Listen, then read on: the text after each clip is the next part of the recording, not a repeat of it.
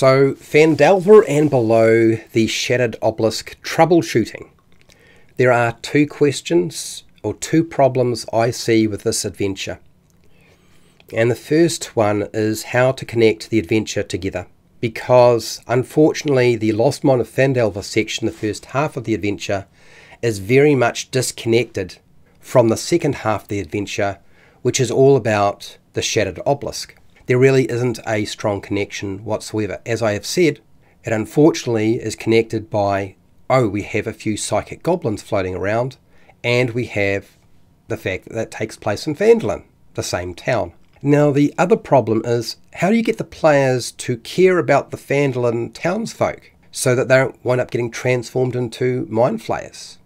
Because it's a big deal. So let's answer the first question. How to connect the adventure together. For this to work, I think Nesna the Black Spider needs to work for the mind flayers that are trying to transform Phandalin and use the obelisk to do so. Nesna the Black Spider needs to work for those mind flayers. Otherwise, the first half is really not connected. It's a completely different villain with different motives, and they're not related in any way. So I think ultimately we need to drop that somewhere in there once Nesna the Black Spider has been defeated, is that he's working for somebody else. It doesn't necessarily have to say, like, okay, he's working for 3 mind flayers. He might be working for 1 mind flayer. He might be working for somebody else, but we don't know who it is right now. The next thing is the Northic. That creature with a single eye in the red brand hideout. I would have that Northic or Nothic escaping from the far realm. They've rejected the mind flayers' evil plans for whatever reason. Have them being an outlier, where they don't really follow the same norm of most of the Nothic monsters, and they are rejecting the plans the mind flayers had put in place. That means that if the players don't kill the Nothic, they might actually be able to get some information about that from the Nothic, and that would certainly help connect part of the red brand hideout to the later chapters of this adventure. There's also another opportunity here, and that is to allow Agatha the Banshee to warn the player characters of a great disaster. Some sort of prediction where it will affect the whole world, but also directly affect the player characters. Because if you only affect the whole world, you might have players who simply don't care about the whole world and are quite happy to watch it burn and die. But if it starts to directly affect their character as well, not just the whole world, then they're probably going to be more invested in making sure to stop it. But also, the reality is we now have connected the first part of the adventure to the second half of the adventure by foreshadowing that coming, that thing that's going to happen. Also, the spectator in the Forge of Spells and Wave Echo Cave might also be able to hint at the fact that there is a mind flayer threat, or there is some sort of threat to Phandalin beyond just the Black Spider or Nesna. And it's coming. They just haven't experienced it yet. Now, the reason why I've selected the Nothic and the Spectator is because they're both aberrations. They are creatures really born of the far realm. Okay, so that's why I've selected them. Agatha knows everything. That Banshee knows everything.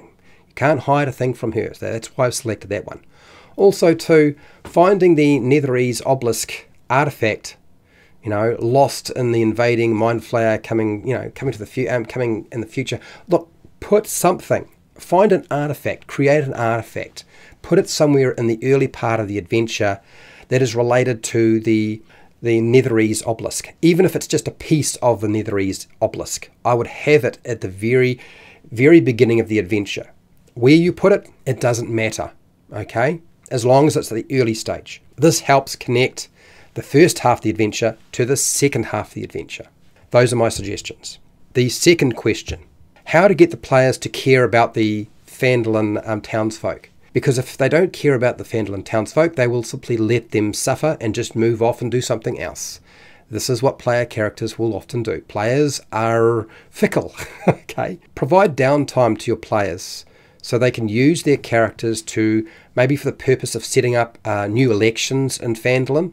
That would be great if they can actually affect the elections that take place. Maybe Harbin Wester is no longer going to be the town master. It might be somebody else. So setting up the opportunity to do that would be a good idea. Also, rebuilding the town. the town is not complete. If the player characters have enough money coming in, which they should have a fairly steady supply of money coming in now, now that they have access to a percentage of the mine and all of the goodies they have collected along the way, they should have a bit of cash. And they might be able to start putting the town back together.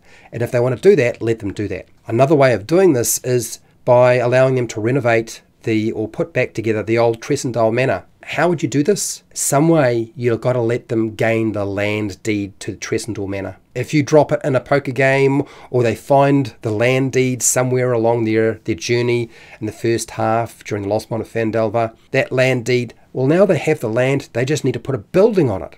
And there's this part of a building, at least the basement, they just need to build the rest of it. My own group did this, they had a great time, it works well. They are much more interested in Phandelver now. Consider letting the party build a small castle near Phandelver. That town needs some sort of protection, and that's what castles are for. It does not need to be a full-blown castle. All it needs to be is a castle keep, which is a two-story fortified tower. That's really all it needs to be. It doesn't need to be that complicated. Ensure to include as many of the side quests in the Lost Mine of Phandelver as you possibly can. A lot of the townsfolk in Phandelver can offer various different side quests that aren't really connected to the main story.